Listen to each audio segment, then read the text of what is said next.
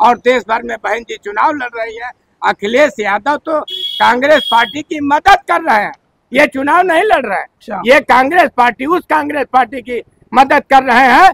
यदि कांग्रेस पार्टी ईमानदारी से संविधान के आधार पर देश चलाई होती तो आज भारतीय जनता पार्टी का उदय ही नहीं होती। बहन कुमारी मायावती हैं जो निरंतर हर स्थितियों में वह मनुवादी और सामंतवादियों का जवाब देने का काम कर रही हैं। तो ऐसे नेता के लिए मेरे खून का आखिरी कतरा समर्पित है और समर्पित रहेगा। जब बहन जी को खून की जरूरत पड़ेगी तो पहली गर्दन मेरी होगी जो वह खून की कमी पूरी करेगी। मेरा तो समर्पण बहन जी के लिए आखिरी सांस तक है और खून के आखिरी कतरे तक है। उसमें कोई इफ बट नहीं है, कोई दूसरी गुंजाइश नहीं है। ये मेरा कहना। वो बता दें, आज हम पहुंचे हैं उत्तर प्रदेश की एक लोकसभा है लालगंज। लालगंज लोकसभा से डॉक्टर इंदु चौधरी चुनाव लड़ रही हैं, जो कि एक सामाजिक कार्यकर्ता मानी जाती हैं और उन्होंने गांव-गांव जाकर बहुत ही अच्छे कैडर कैंप किए हैं, महिलाओं को जागरूक किया है। बहुजन समाज पार्टी ने डॉक्टर इंदु चौधरी को मैदान में उतारा है और आज हम आजमगढ़ में पहुंचे हैं। किस प्रकार का उनका माहौल है, यहाँ तमाम लोग मौजूद हैं, उनसे हम जानते हैं। क्योंकि इंदु चौधरी की बात करें तो एक गरीब कार्यकर्ता है, भले ही प्रोफेसर हैं, लेकिन लोकसभा का चुनाव लड़ने के लिए करोड़ों रुपए की जरूरत होती है। क्या इंदु चौधरी करोड़ों रुपए खर्च कर पाएंगी? कैसे उनको टिकट मिला, यहाँ के कार्यकर्ताओं से जानते हैं और जानते हैं कि यहाँ का क्या माहौल है। दादा, क्या नाम है? मेरा नाम राम बच्चन है। और क्या लगता है आपको, लोकसभा का चुनाव है और लालगंज में बड़े बड़े धनवान पूंजीपति चुनाव लड़ रहे हैं, आपकी कार्यकर्ता इंदु चौधरी कैसे सामना करेंगी उसका? डॉक्टर इंदु चौधरी वैसे तो वह पेशे से प्रोफेसर थी, लेकिन अगर 1.5-2 लाख सैलरी, लगभग 1.5-2 लाख सैलरी पाने वाली महिला अगर उसको भी छोड़कर समाज की सेवा करना चाहती हैं तो समाज की भी ये नैतिक जिम्मेदारी बनती है कि उनको तन मन धन से सहयोग करके उन्हें संसद भेजे। और वही हो रहा है। यहाँ वोट के साथ साथ नोट भी मिल रहा है। यहाँ तक स्नेह देखा गया है कि उनके खाते में 7 रुपए का अनुदान भी आया। तो इस तरह से सहयोग मिल रहा है डॉक्टर इंदु चौधरी को कि वोट के साथ नोट भी। और रही बात योग्यता की, तो यहाँ कोई विद्वान ही नहीं, प्रकांड विद्वान, जैसा कि आप हिंदी शब्द में अगर प्रोफेसर को देखेंगे तो उनको प्रकांड विद्वान ही कहा जा सकता है। और दूसरे कैंडिडेट साक्षर और पढ़े लिखे हो सकते हैं, लेकिन प्रकांड विद्वान अगर कोई लड़ रहा है तो वह बहन इंदु चौधरी लड़ रही हैं। और उसी तरह से लालगंज की जनता का इतिहास रहा है कि आप जब से यह लोकतांत्रिक व्यवस्था लागू हुई है तो आप जितने भी यहाँ सांसद रहे हैं, जिनको जनता ने एक बार सिर्फ मौका दिया, वह इसीलिए एक बार उनको टेस्ट लेने के लिए दिया था, लेकिन दोबारा उनको मौका नहीं मिला। उसमें दरोगा सरोज भी हैं, उसमें नीलम सोनकर भी हैं, जिनको दोबारा जनता ने मौका नहीं दिया। और यहाँ जब भी चुनाव हुए हैं, यहाँ डॉक्टर बलराम बहुजन समाज पार्टी से 3 बार सांसद रहे, इसलिए कि वो पढ़े लिखे विद्वान कैटेगरी में थे। लेकिन इस बार धन्य है बहन मायावती, जिन्होंने विद्वान ही नहीं प्रकांड विद्वान उम्मीदवार देकर लालगंज को एक सौगात दिया है। तो लालगंज की जनता भी यह ललकार के कह रही कि बहन जी के जो भी उम्मीदवार है यह डॉक्टर इंदु चौधरी जी हैं, इनको तन मन धन से सहयोग देकर इन्हों हम लोग जिताएंगे और संसद भेजेंगे, क्योंकि लालगंज के इतिहास पुनः कायम रहे कि यहाँ प्रकांड विद्वान ही अक्सर यहाँ सांसद रहे हैं। इक्का दुक्का बार अगर गलती से कोई हो गया, जैसे दरोगा जी, जैसे नीलम सोनकर, उनको दोबारा जनता ने मौका नहीं दिया है और न दोबारा देने जा रही है। दोबारा यानी पहली बार यहाँ जो ये खुशी का माहौल है कि बहन जी ने एक प्रकांड विद्वान कैंडिडेट दिया है और समाज सेवी कैंडिडेट दिया है, जो अपने पैसे से समाज की सेवा करने का काम निरंतर बरसों बरस से कर रही हैं। तो अगर वह लालगंज से सांसद हो जाएंगी तो यह हमारे लिए सौभाग्य की बात होगी। क्या लगता है सर आपको, जिस प्रकार से चुनाव होते हैं और चुनाव में प्रत्याशी आते हैं, जीतकर 5 साल रहते हैं, फिर वो चले जाते हैं दूसरी पार्टियों में। पिछले चुनाव का देखा जाए तो संगीता आजाद सांसद बनी और वो भाजपा में पहुंच गई। कई नेता ऐसे हैं कि बसपा को छोड़ छोड़ के जा रहे हैं। क्या लगता है इंदु चौधरी भी सांसद बन के चली जाएंगे? फिर आप फिर किसको लाएंगे?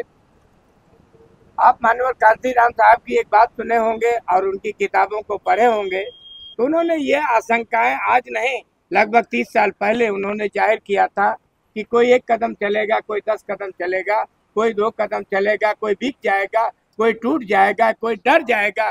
तो ये सब जो भागने वाले हैं, ये टूटने, डरने और बिकने वाले लोग हैं। और डॉक्टर इंदु चौधरी को अगर पैसे की लालच होती तो आज वह अपने पैसे से राजनीति में इंटर नहीं करते। मैं इनको बहुत बहुत कोटि कोटि साधुवाद देता हूं कि उन्होंने समाज के चिंतन के लिए, समाज का चिंतन करते हुए अगर वह राजनीतिक फील्ड में उतरी हैं, तो यहाँ की जनता भी उसी तरह इनका समर्थन और सहयोग कर रही है। आपका एक वीडियो वायरल हुआ जिसमें आप भावुक हो रहे थे, वो क्या वीडियो था? वो देखे होंगे आप।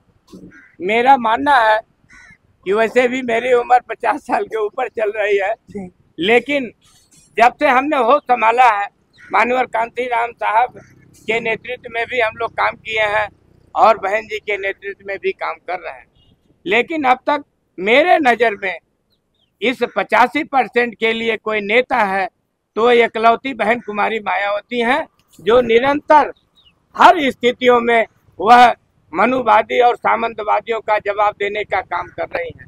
तो ऐसे नेता के लिए मेरे खून का आखिरी कतरा समर्पित है और समर्पित रहेगा। जब बहन जी को खून की जरूरत पड़ेगी तो पहली गर्दन मेरी होगी जो वह खून की कमी पूरी करेगी।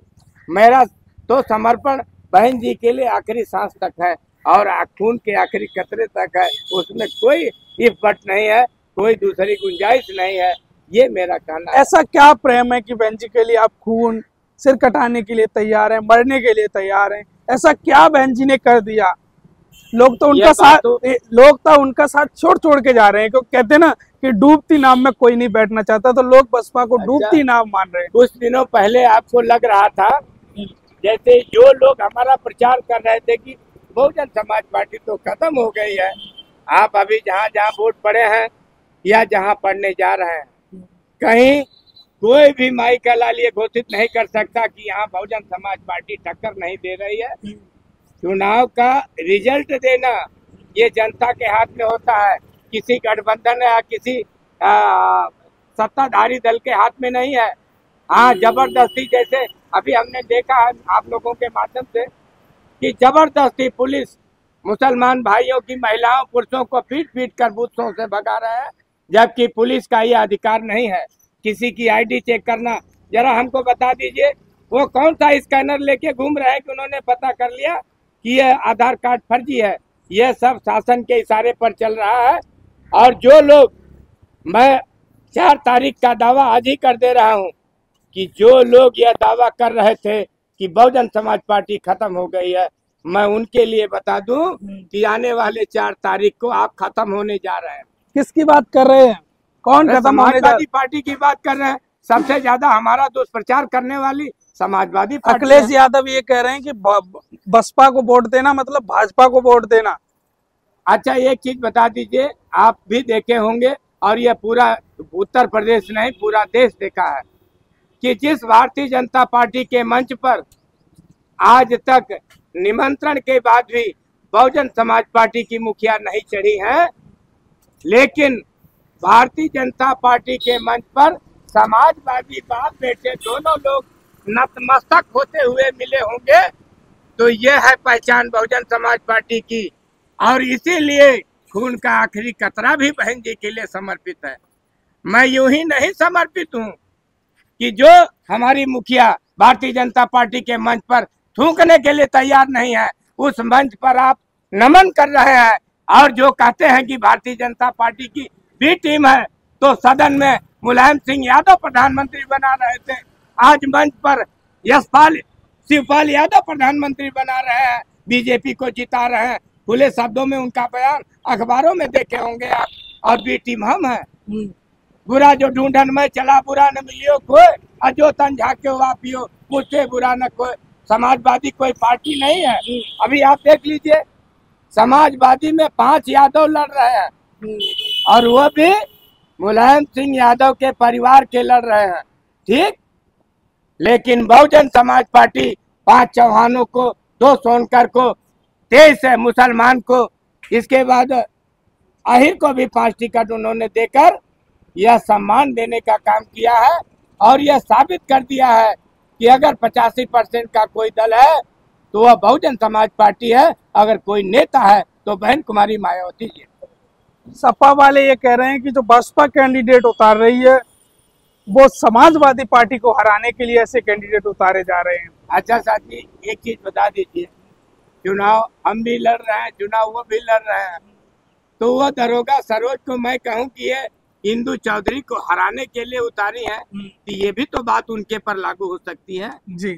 और हम राजनीतिक दल ही नहीं, राष्ट्रीय राजनीतिक दल है और समाजवादी पार्टी उत्तर प्रदेश में है। एक राजनीतिक दल हुआ है जो एक गांव का है और एक राजनीतिक दल हुआ है जो शहर का है। तो ये बताइए, गांव की प्रधानी लड़के हम प्रधानमंत्री बन सकते हैं?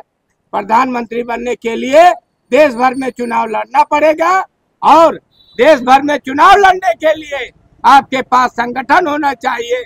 वह संगठन बहन जी के पास है और देश भर में बहन जी चुनाव लड़ रही है। अखिलेश यादव तो कांग्रेस पार्टी की मदद कर रहे हैं, ये चुनाव नहीं लड़ रहे हैं। ये कांग्रेस पार्टी उस कांग्रेस पार्टी की मदद कर रहे हैं। यदि कांग्रेस पार्टी ईमानदारी से संविधान के आधार पर देश चलाई होती तो आज भारतीय जनता पार्टी का उदय ही नहीं होता।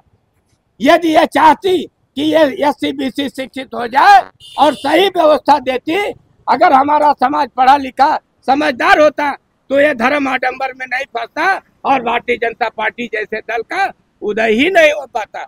आज हमारे मोस्ट बैकवर्ड समाज के लोग, बैकवर्ड समाज के लोग, दलित समाज के लोग जो धर्म आडंबर के नाम पर फुसलाए जा रहे हैं, बहलाए जा रहे हैं, तो शिक्षा की कमी एक मूल आधार है, शिक्षा की कमी।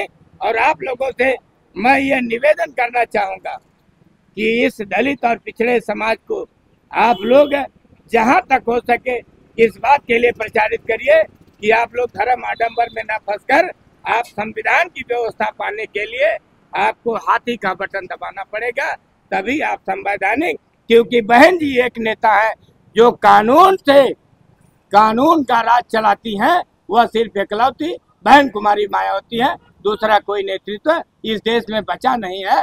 तो ऐसी स्थिति में आप लोगों को हाथी वाला बटन दबाना चाहिए, क्योंकि नेता बहन कुमारी मायावती है और एकलौती जो पूरे देश में अगर व्यक्तिगत रूप से देखा जाए तो अकेले प्रभाव रखती हैं देश में, तो वह बहन कुमारी मायावती हैं। इसीलिए खून का आखिरी कतरा बहन जी के लिए समर्पित है। दादा, कांग्रेस और समाजवादी पार्टी के लोग जा रहे हैं दलितों की बस्ती में, कह रहे हैं कि हमें वोट तो हम संविधान बचाएंगे। कांग्रेस वाले पूरे देश में संविधान बचाने की बात कर रहे हैं दलितों की बस्ती में। अच्छा, एक चीज है, अब वही तो हो गई बात। आप 60-65 साल लगभग देश में हुकूमत किए, तब तो आपने संविधान से देश चलाया नहीं। अगर आप संविधान से देश चलाए होते, दलितों पिछड़ों के बच्चों को आप अगर शिक्षित करना चाहे होते, बिना शिक्षा के कुछ हासिल नहीं हुआ है। आप जाइए घूम लीजिए, जो भी दलित पिछड़ा अगर वह झोपड़ी से बिल्डिंग में पहुंचा है तो बगैर शिक्षा माध्यम, बगैर शिक्षा के संभव नहीं हुआ है। लेकिन कांग्रेस पार्टी हमको वह मिड डे मील देकर, भात देकर, कटोरा देकर, राशन तो दे रहे हैं भाजपा भी। अरे राशन हमारे पैसे का है। सबसे ज्यादा अगर आपको मैं सही बात बता दूं तो आबकारी के माध्यम से टैक्स हम दे रहे हैं। हाँ। अरे 40% टैक्स जाता है। एक पाउच पर अगर 70 रुपए का दारू हम खरीदते हैं तो 7 चौक 28 रुपया टैक्स हम सरकार को देते हैं। यानी एक पाउच पर 28 रुपया हमारा भाई टैक्स दे रहा है और राशन आपके पैसे का है। शर्म नहीं आती इस प्रधानमंत्री को? कहता 80 करोड़ लोगों को राशन दे रहे हैं, यानी दुनिया सुनेगी तो यही कहेगी कि भारत में 80 करोड़ लोग दरिद्र घूम रहे हैं। ये तो शर्म आनी चाहिए बयान देने वाले को। हम तो अदना आदमी है साहब, एक सिपाही है बहुजन समाज पार्टी के, हम प्रधानमंत्री तो नहीं है, लेकिन शर्म हमको आ रही है कि देश आज उस हालत में है कि 80 करोड़ वह फ्री के राशन यानी सरकारी राशन पर जिंदा। तो शर्मिस प्रधानमंत्री को आनी चाहिए। लोग कहते हैं कि दलित समाज के लोग तो 5 किलो राशन में बिक रहे हैं और भाजपा को वोट कर रहे हैं, मीडिया कह रही है आजकल। आजा मीडिया को कहने दीजिए, एक चीज रिजल्ट आप उठा के देख लीजिए, बहुजन समाज पार्टी का बुरे दिन का वोट देख लीजिए। तो ये चीज बताइए कि दलित अगर नहीं देता साथ तो हम इस कंडीशन में नहीं होते। और दलित अभी कल एक सूचना मिली, गांव का नाम लिए कि भाई आपकी बिरादरी के लोग वहाँ गड़बड़ हो रहे हैं, तो हम लोग चले गए और यकीन मानिए कि मैं 10 बजे रात को गया था, उस हर घर से एक एक बच्चा, एक एक नौजवान, एक एक बूढ़ा निकल के हम लोगों के साथ बहन जी जिंदाबाद के नारे लगा रहा था। और आप कह रहे हैं वो राशन पर भाषण दे रहा है, ऐसा कुछ नहीं मतलब है। राशन तो ले रहा है लेकिन वोट हाथी पे ही दे रहा है। राशन प्रधानमंत्री के बाबा का पैसा नहीं है, वह उन्हीं का पैसा है, बस घूम के राशन के रूप में आ रहा है। जरा एक चीज बताइए, खाद की बोरी 50 किलो की आती थी जी। आज 45 किलो की आ रही है। हर बोरी से 5 किलो खाद गायब हो गई। अब कहते हैं किसान को हम पैसा दे। कौन खा गया 5 किलो खाद? वह मोदी जी खा गए। और कैसे खा गए? अरे देश के पूंजीपति, उनका माध्यम है देश लूटने का। और रही बात जो पढ़ा लिखा, देखिए समाज है SC-BC का, वह खूब अच्छी तरह समझ गया है। यह जबरदस्ती चाहे चुनाव जीत ले, पुलिस के बल पर, मशीन के बल पर या मीडिया के बल पर, लेकिन मैं आपको बताना चाहता हूं, अगर आप गांव में घूमेंगे तो SC-BC कहीं इनको वोट देता नजर नहीं आ रहा है। यहाँ तक कि जो मोस्ट बैकवर्ड की जातियां हैं, जो थोड़ी तादाद में है, वह अगर किसी दबाव में है तो वहाँ तो नहीं बोलेंगी, लेकिन अलग आप बात करेंगे तो आपको जरूर लगेगा कि वह भी बदलाव चाहते हैं। अब समझ लीजिए कि लालगंज क्षेत्र में, मैं एक फिर घूम के लालगंज में आ रहा हूँ। लालगंज में यहाँ का सबड़ यह इतिहास रहा है कि डॉक्टर बलराम को 3 बार सांसद तब बनाया बहुजन समाज पार्टी से, जब नीला झंडा देख के उनको क्रोध आ जाया करता था। तब डॉक्टर बलराम सबड़ों का भी सहयोग पाते थे। उसी तरह डॉक्टर इंदु चौधरी, जो विद्वान ही नहीं प्रकांड विद्वान है, जिनका कोई इन कैंडिडेटों से मुकाबला नहीं है, उनके लिए सबसे ज्यादा चर्चा इस देश का नहीं, हमारे क्षेत्र का वो ये बुद्धिजीवी, यानी बुद्धिजीवी का दर्जा जिनको है, वह सबड़ समाज कर रहा है। तो यह लालगंज की धरती है। मुझे गर्व है ऐसे लालगंज की धरती पर, जहाँ का सबड़ समाज, बुद्धिजीवी समाज डॉक्टर इंदु चौधरी को चाहता है। अब वह वोट में कितना कन्वर्ट हो पाएगा, ये मैं जादूगर नहीं हूँ, लेकिन भरोसा है कि इस बार सर्व जाति से डॉक्टर इंदु चौधरी को सहयोग मिलने जा रहा है, इसमें कोई बट नहीं है। एक लास्ट सवाल आपसे लेते हैं कि बहन जी ने आकाश आनंद को अपना उत्तराधिकारी बनाया, आपको पहले तो कैसा लगा? हमको तब भी सही लगा, और हटाया तब भी सही लगा। क्यों? इसलिए कि बहन जी के निर्णय पर हमको इतना भरोसा है कि जो भी उन्होंने निर्णय लिया होगा वह हमारे और आकाश आनंद के हित के लिए लिया होगा और अच्छे भविष्य के लिए लिया होगा। अच्छा, हाँ। लोग कह रहे हैं कि उनको हटाकर बहन जी ने बहुत गलत किया है। कुछ गलत नहीं किया, हम ही आज आकाश आनंद के समर्थक हैं, हम ही बहन जी के समर्थक हैं, लेकिन आज उनकी चर्चाएं वो लोग कर रहे थे जी। आज उनकी चर्चाएं मीडिया में या अलग अलग स्थानों पर आप देख रहे होंगे, उनकी चर्चा कोई बसपाई नहीं कर रहा है। उनकी चर्चा वो लोग कर रहे हैं जो उनके रोके जाने के कुछ दिनों पहले उन्हें बच्चा बोल रहे थे। वो कह रहे, समाजवादी पार्टी के प्रमुख कह रहे हैं कि हटाकर बहुत गलत किया है। तो गलत किया तो ये हमको ना निर्णय लेना है, क्या गलत हुआ क्या सही हुआ। समाजवादी के पेट में क्यों दर्द हो रहा है भाई, वो मेरे परिवार के हैं, मेरे खून है, मेरे समाज के हैं, और खास तौर से बहन जी के भतीजे हैं।